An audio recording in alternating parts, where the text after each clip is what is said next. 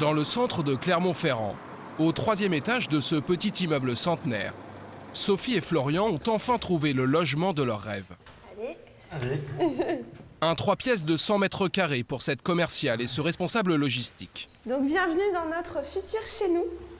Ils vont devoir tout rénover. Il y a du boulot, hein. D'énormes travaux à venir, mais ce qui préoccupe le plus le couple, Donc on va partir quoi de la prise? Ouais, on va regarder 2,50 m, 3 mètres. c'est la déco et surtout l'ameublement. Une canapé. Et pour mieux s'imaginer dans leur futur intérieur, le couple a fait modéliser tout l'appartement en 3 dimensions avec son futur mobilier. Par exemple, on a la table de salle à manger avec les chaises, le volume que ça prend. On a également un buffet qu'on va mettre ici. Ensuite, le canapé. Voilà, ça permet de vraiment voir et d'encore plus se projeter. Un rendu numérique plus vrai que nature jusque dans les moindres détails. Cette simulation est réalisée avec de vrais meubles vendus dans le commerce. Car l'ameublement aujourd'hui, c'est un budget à part entière dans l'achat d'un bien immobilier. Notre budget global, les murs, on est à 200 000 €. On a alloué 45 000 € de travaux à peu près. Et ensuite, 10 000 € de déco. Pour nous, ça fait vraiment partie du package. Voilà, quand on est proprio, on s'est dit on veut bien sûr faire à notre goût, mais aussi avoir une déco neuve qui nous correspond. Un package global dont 5% sera consacré au mobilier. Une sacrée dépense, et pourtant le plus fou dans cette histoire, c'est qu'à quelques rues de là, Sophie et Florian vivent déjà ensemble depuis 3 ans. Et à première vue, le couple n'a aucun besoin de s'équiper. Je vois que vous êtes déjà très bien meublé. Oui, effectivement, oui, on est bien meublé, donc avec 2 canapés, donc table basse, enfin voilà, on a vraiment la totale. Quand ils ont emménagé ici, ils ont investi dans une déco contemporaine qui n'a pas l'air d'avoir pris une ride. La table et les chaises, ça vient de chez Ikea. Je crois que ça a dû coûter entre 250 et 300 €. On a cette étagère un petit peu industrielle qui vient de Maison du Monde. 300 €, il me semble. Hein. Les canapés, c'est toujours ce qui coûte le plus cher dans un appart. Donc on a celui-ci, je crois, qui vient de chez Fly, et 1 000 €. Sans compter les meubles de la chambre ou encore celui de l'entrée. En tout, près de 7 000 € de valeur qu'ils comptent revendre d'occasion. Car pour Sophie et Florian, comme pour la plupart des gens qui déménagent aujourd'hui, quand on change de vie, on change aussi de meubles. On a toujours envie de nouveau, voilà, de suivre aussi les tendances. Et puis mine de rien, maintenant, la déco, l'ameublement est beaucoup plus accessible parce que c'est moins cher et qu'il y a de plus en plus aussi de magasins, donc de plus en plus de choix. On est tenté, c'est comme les vêtements. On veut toujours que ça se renouvelle. Mais quel changement! Car autrefois, les meubles, c'était plutôt ça. Et voici certainement mon meuble de prédilection, la vieille armoire de mon arrière-grand-mère, qui la tenait elle-même de sa mère. Une véritable histoire d'amour. Mais aujourd'hui, l'heure est au design qu'on achète neuf et pas cher, et de plus en plus souvent. Un canapé se remplace tous les 5 ans, contre 15 auparavant. Si Ikea reste le roi du design low cost, de vieilles enseignes comme Fly et des nouveaux sites comme Miliboo ou Med.com lui disputent sa couronne. Alors quels sont les secrets de ces acteurs pour créer plus vite, vendre toujours plus et surtout casser les prix?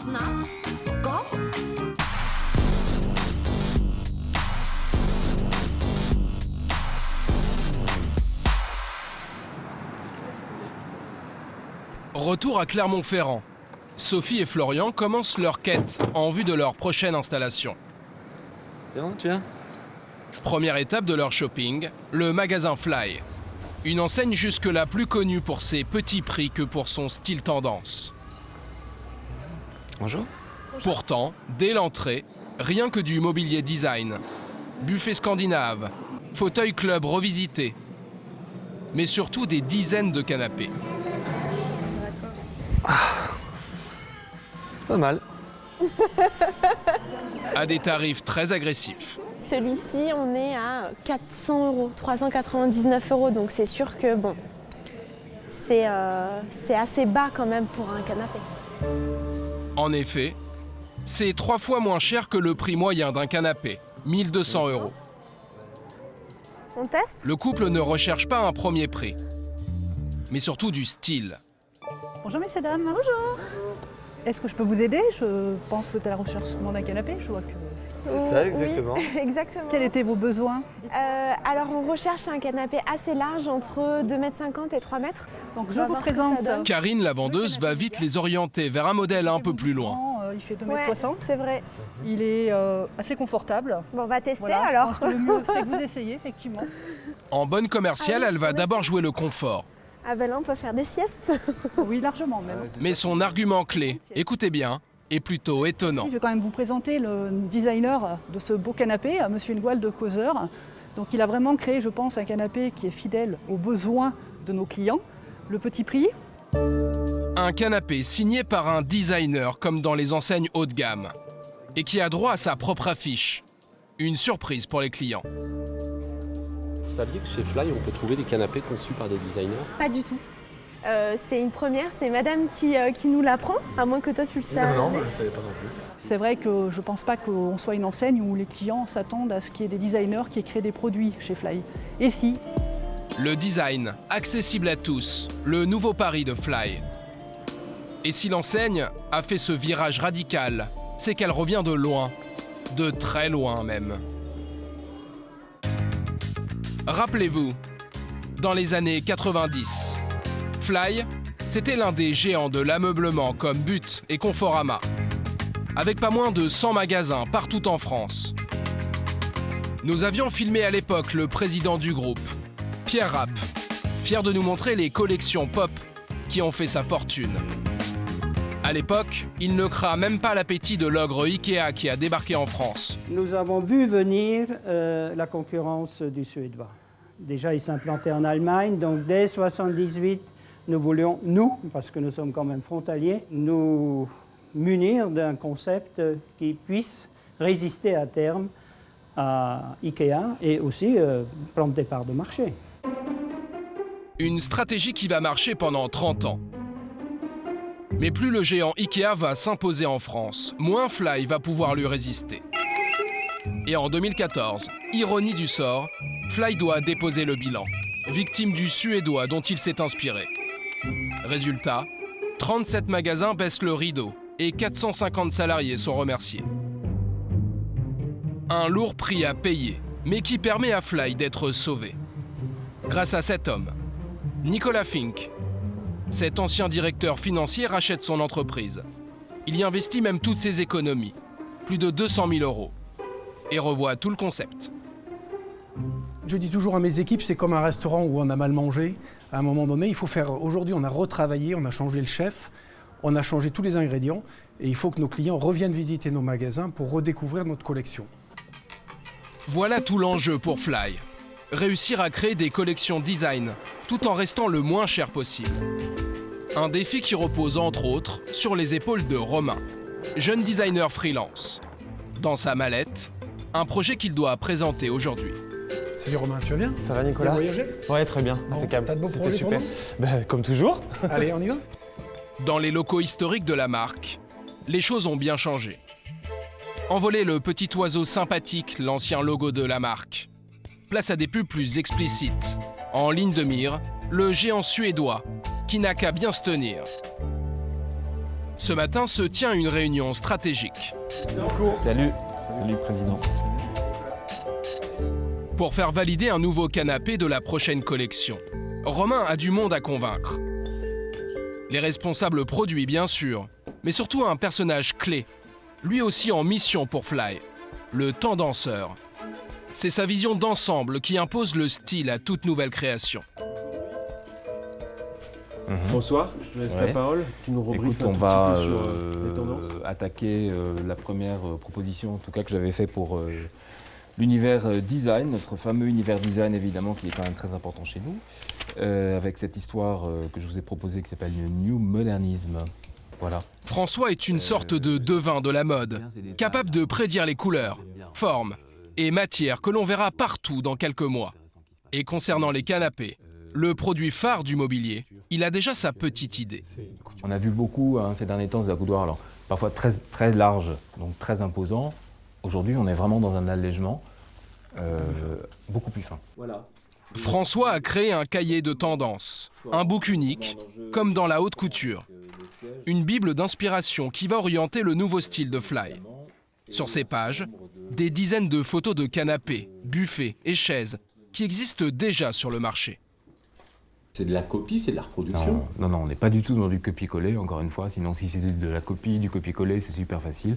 Il y en a qui ne s'embarrassent pas de ça, ils font des découpages, ils envoient, ils me disent faites-moi la même chose. Ça, c'est des signes qui existent dans le marché.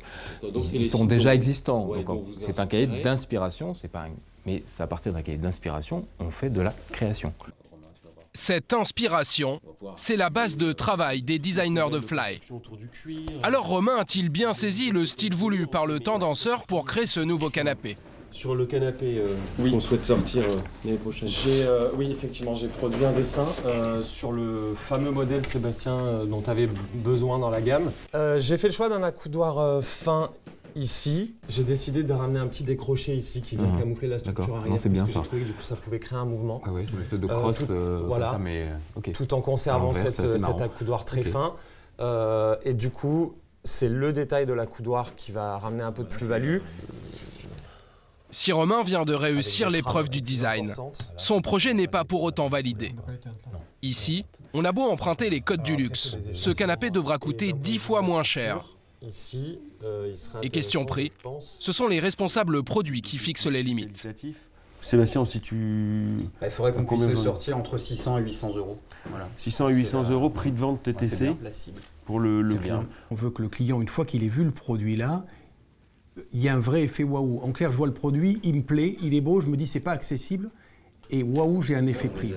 Seulement voilà, pour fabriquer ce canapé et le vendre 800 € maximum, Fly ne devra pas en dépenser plus de la moitié, soit 400 € s'il veut s'en sortir avec tous ses frais. Et pour y arriver, vous allez voir que chaque euro compte. 3 semaines plus tard, à quelques centaines de mètres du siège social, Romain est venu découvrir sa dernière création. Salut Nicolas. Ça va Nicolas? Salut Romain. La forme? Bon voyage? Ouais, impeccable, très bien. Je viens de faire installer la merveille. Le canapé. Ah, ok. C'est pas mal. C'est pas mal du tout. Au centre de cet entrepôt, le prototype du canapé qu'il a designé pour la marque. Voilà. Chouette. C'est un modèle sur lequel on avait envie de créer un petit peu d'événement et on a simplement fait contraster un des boutons capitonnés dans un autre coloris. Et on a décidé de le faire que d'un seul côté pour des gens qui auraient envie de quelque chose de plus simple. Donc on est assez réussi. D'extérieur, le rendu final est conforme au dessin du designer. C'est à l'intérieur qu'il faut aller chercher les économies. On garde quand même voilà, c'est pas de la plume de canard, donc ça nous permet d'économiser un peu. En fait, c'est des excédents de mousse dans les découpes de mousse pour certaines pièces comme les accoudoirs, les assises. Et cet excédent, pour pas le perdre et en faire quelque chose, ils sont vraiment déchiquetés en petits morceaux, mélangés à du silicone qui permet d'obtenir un confort et un rebondi. Et ça nous permet de faire du garnissage. Rembourré avec du surplus de matières premières, c'est l'un des petits secrets de fabrication qui permet déjà d'économiser 3 € par coussin. Et ce n'est pas la seule astuce. Regardez cette couture. Cela n'a l'air de rien, et pourtant. Ça permet d'avoir 2 pièces de tissu, ce qui coûte moins cher qu'une grande pièce de tissu. Il y a aussi cette poche bien utile sur le côté du canapé. Là encore, on a optimisé une chute de tissu. C'est un morceau de tissu qui aurait été jeté, mais qui plus est, qui aurait été payé. À ce stade, ils ont déjà économisé près de 27 €. Et pour comprendre comment Fly arrive à gagner encore plus, il faut bien observer un autre canapé de la collection. Vous ne le voyez pas, c'est même quasiment invisible. Mais ces deux modèles, gris et bleu, sont presque des frères jumeaux. En fait, c'est une structure commune. C'est ce qui nous permet de faire des économies. Donc structure coffre, structure couchage. Et c'est là-dessus après on apporte nos ingrédients pour le design et pour agrémenter les produits en termes de style. Mise bout à bout, toutes ces économies leur permettent de gagner plus de 80 € sur le prix de fabrication. Résultat, ce canapé sera vendu 699 € en magasin. En retirant la TVA, cela fait 582 € de recettes. Alors qu'en dépenses, ce canapé va coûter 300 €, prix d'achat usine. Sur ce montant, Romain touche une commission, 7,50 €. Reste moins de 275 € à l'enseigne. Une faible marge qui couvre à peine les coûts de transport, les loyers et les salaires. Pour l'instant, Fly ne fait aucun bénéfice. Mais la renaissance de l'enseigne est à ce prix. Aujourd'hui, notre idée, c'était de concevoir des produits avec des niveaux de marge beaucoup plus bas. Voilà, donc aujourd'hui, on s'est donné 5 ans pour redresser cette entreprise. On n'a pas les mêmes niveaux de marge que nos concurrents. On espère faire découvrir nos magasins au plus grand nombre et accueillir de plus en plus de clients. En 3 ans, le chiffre d'affaires de Fly est remonté de plus de 10%. Pour l'instant, la marque ne sort qu'une collection annuelle. Mais aujourd'hui, de nouveaux acteurs ont débarqué sur Internet. Leur stratégie, aller beaucoup plus vite pour séduire la nouvelle génération de clients zappeurs. Ces sites s'appellent Made, So Design ou Miliboo. Et leur croissance est si forte qu'ils ouvrent même des boutiques, où l'on change de meubles comme de chemises. Dans le 2e arrondissement de Lyon. On bouge l'étagère? Ouais, on bouge l'étagère. Chaque semaine, Fred et Isabelle réorganisent leur boutique. Le mur. C'est comme ça, on met les catalogues, les clients ils repartent dans le petit catalogue. Parfait.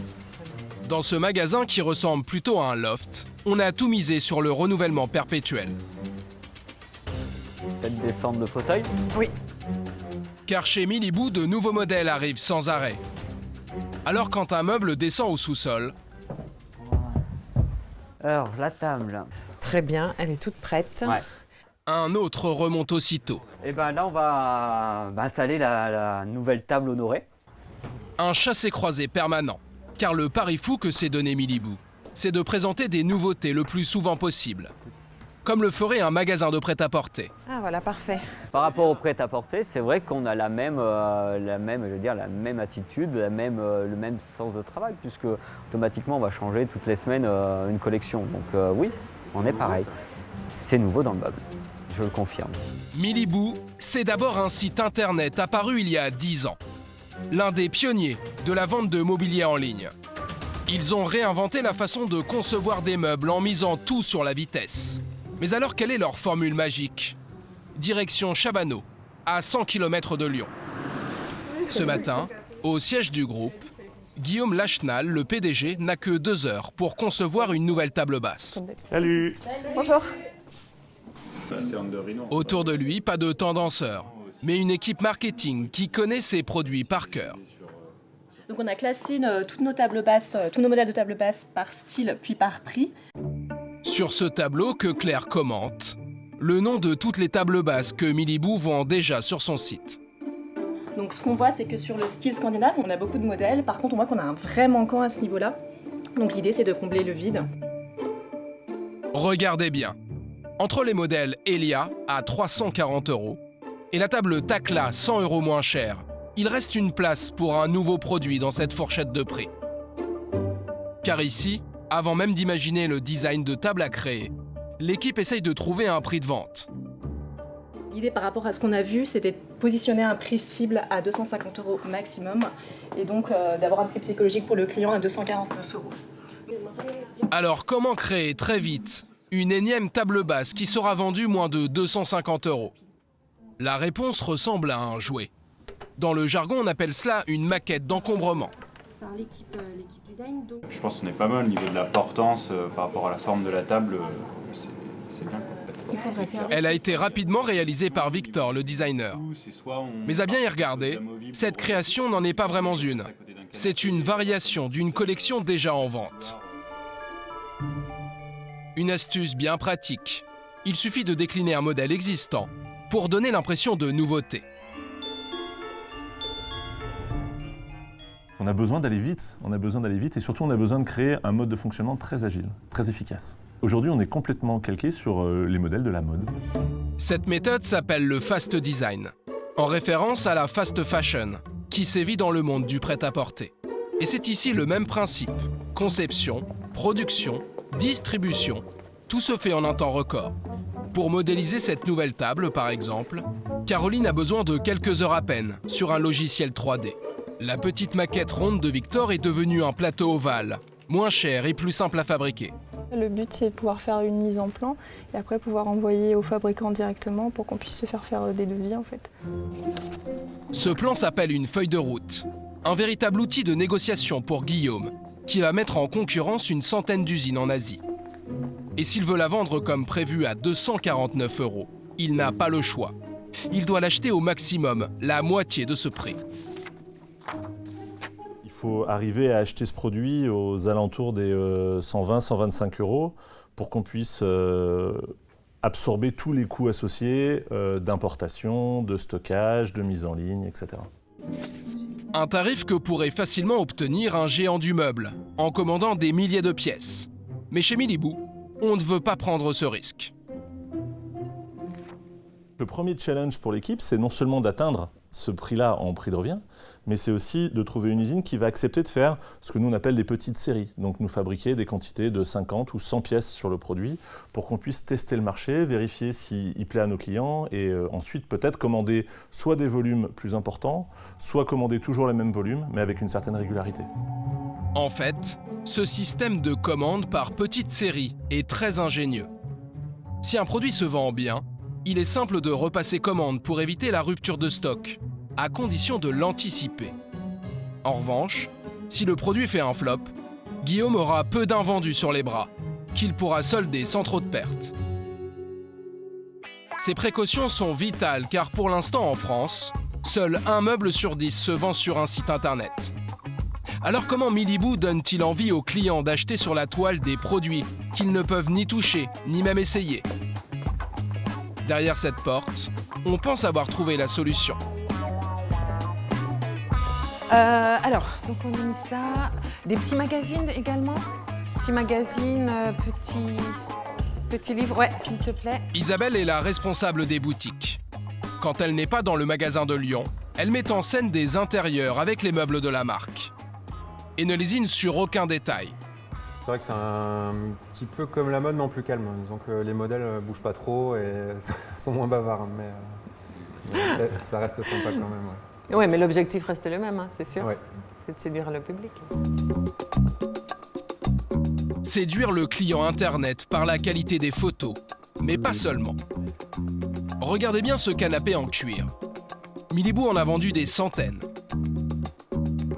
À côté de lui, ce bureau scandinave est un nouveau produit, pas encore mis en ligne. On a des anciennes photos de ce canapé, donc on s'est dit qu'on allait le réintégrer dans un shooting, dans une scénographie nouvelle, avec des nouveaux produits. Voilà, pour que le client, pourquoi pas celui qui a déjà ce canapé, se dise tiens, ça va bien avec ce bureau. Associer le neuf et l'ancien, cela permet de faire coup double. Le nouveau bureau donne un coup de jeune à l'ancien canapé. Et ce best-seller sert de tremplin pour lancer leur dernière création. Dans la course au fast design, il ne faudra que quelques clics pour mettre ces produits en ligne et les proposer à la vente. Il y a beaucoup de réactivité en fait. On est hyper réactif. On sort un produit, on va le suivre pendant plusieurs mois. S'il ne fonctionne pas, on va l'arrêter.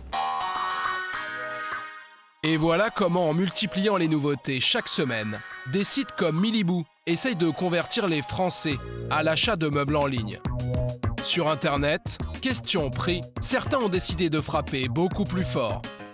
Un canapé à moins de 100 €, des promotions jusqu'à moins 90%, vendues par des marques inconnues. Mais au-delà de ces prix cassés, qu'achetons-nous réellement ? Dans la banlieue parisienne, Ludovic est très fier de nous présenter son intérieur. J'ai acheté beaucoup de choses sur Internet, comme ce meuble qui est en laqué blanc. Cette jolie table, design, franchement, ça c'est ce que je trouve le plus joli chez moi. Il y a aussi ce lampadaire design ou ce lustre rétro. Mais sa plus grande satisfaction, c'est les prix auxquels il a acheté son mobilier. Ce meuble, celui-ci là, qui est super beau, hein. Je ne l'ai pas payé 800 €, je l'ai payé 200 €. Je pense que je suis le roi des bonnes affaires parce que moi, le but, c'est de trouver le moins cher. Et il n'arrête jamais. Ça, c'est ma dernière bonne affaire. Je suis content. Dans ces deux grands cartons, son dernier achat sur Internet. Une bonne affaire, comme il le dit, à 299 €. J'ai reçu mon lit, du coup, depuis c'est un certain moment, je rêvais de l'avoir. Donc là, je suis content de l'avoir, ça y est, enfin. En plus, c'est un joli blanc. J'espère que ça va donner comme sur la photo. À ce tarif-là, évidemment, c'est un lit à monter soi-même. Donc, à mon avis, ça va être là. D'abord, il doit visser la structure. Déjà, on a le côté, il me plaît bien. Mes premiers conseils, avec un lit premier prix, ne jamais se précipiter. Du coup, là, je me suis gouré. J'ai pris la planche qui allait à l'arrière au lieu de devant. Et surtout bien lire la notice. Là, quand on met la vis, on n'est pas tout à fait dans l'axe. Le prince des bonnes affaires n'est pas en tout cas le roi des bricoleurs. Il faut dire que la notice est assez sommaire. Non, sur la notice, il nous explique même pas. Rien. Donc on sait même pas. Une simple feuille A4. Il est vrai, pas facile à comprendre. Mais au bout de 90 longues minutes, Ludovic touche au but. Hop là. Waouh, ça y est, enfin. C'est fini. Il manque le meilleur. Maintenant, le branchement. Est-ce qu'il y a un sens? Ah, il y avait un sens. Voilà. On va voir comment ça fait. Ah ouais, non, génial. Ah, c'est encore mieux là, du coup. Je me vois bien. On change de couleur. Ah ouais, là, on se croit en discothèque. Sa fameuse bonne affaire, Ludovic l'a faite sur le site Cdiscount, l'un des plus grands soldeurs de meubles en ligne. Celui, je l'ai payé à 299. Bon, avec les frais, ça m'a coûté un peu plus cher. À part le montage qui est un peu galère, mais la qualité, je suis impressionné par la qualité, vraiment. Je pense sur un lit comme ça, c'est imbattable. Hein. Avec la livraison, il l'a payé 348 €. Un prix a priori imbattable. Et pourtant, Ludovic aurait pu encore le payer moins cher, s'il avait bien regardé sur le carton. Car en fait, le lit ne vient pas de chez Cdiscount, qui ne fait que commercialiser l'annonce d'un autre vendeur. C'est même écrit en tout petit sur la fiche produit. Et il suffit d'une simple recherche sur Internet pour retrouver leur site. C'est meubledesign.com. Ici, le lit de Ludovic coûte le même prix, 348 € avec le transport. Mais grâce à une remise, il aurait pu le payer 30 € moins cher. Mais qui se cache alors derrière ce vendeur en ligne, moins cher que les grands discounters? Et surtout, comment fait-il? Notre enquête nous mène jusqu'à cet entrepôt discret, dans une zone industrielle d'Orly. Ok, vas-y. David et Michael reçoivent ce matin un container directement de Chine. Et à l'intérieur... Bon, là on est au plein. Pas 1 centimètre de libre. Car pour afficher de tels prix sur Internet, ils ont une règle d'or. Réduire les frais au maximum. On économise sur les centimètres, on essaie de charger au maximum. Plus on met dans le conteneur, moins on paye le transport. Et regardez bien, à ce petit jeu, nos deux vendeurs sont de vrais champions. Donc là, on peut bien voir sur le carton, il n'y a pas un petit espace. On essaye de faire au mieux. C'est une astuce qu'on a compris et développé nous-mêmes. Donc avec les usines, on essaye de faire... on a étudié ça et on essaye d'optimiser chaque carton et chaque colis pour chaque référence. Cette optimisation au centimètre près n'a l'air de rien. Mais elle leur permet de réaliser de sacrées économies. On met à peu près 25 000 € de marchandises dedans. Si c'était mal optimisé, on aurait pu mettre que 20 000 € de marchandises en moyenne. Ça nous fait quand même 5 000 € de marchandises supplémentaires. C'était une assez belle économie, ça nous fait quasiment le transport gratuit du conteneur. En clair, le coût du transport est amorti par toutes ces marchandises qu'ils ont pu mettre en plus. Et ce n'est que le début. Allez-y vite, parce qu'on a des commandes à préparer, ça doit repartir... ça repart demain matin. Dans ces cartons, 250 sommiers et tables, à décharger au pas de course. Là-bas. Donc là, on a pris des intérimaires. Ça fait partie aussi des économies, on n'a pas besoin d'autant de monde au quotidien. Si on dépasse les 3 heures du chargement du conteneur, on est à 60 € l'heure supplémentaire. Pour aller encore plus vite, les deux associés n'hésitent pas à se retrousser les manches. Il faut dire qu'ils font tourner leur affaire sans aucun salarié, même si les commandes affluent. Bah là, par exemple, là, on a une vente là, qui vient de tomber là, il y a 11 minutes, 2086 €. Donc là, on va voir c'est quoi et on va la faire partir. Donc là, je reçois les notifications au fur et à mesure. Et pour gérer leur petite entreprise florissante, ils n'ont pas besoin de grand-chose. Donc ici, voilà, c'est nos bureaux. C'est ici qu'on travaille. Donc, comme vous pouvez voir, il y a un ordinateur, un chauffage, des chaises et un petit bureau, c'est bon, ça nous suffit.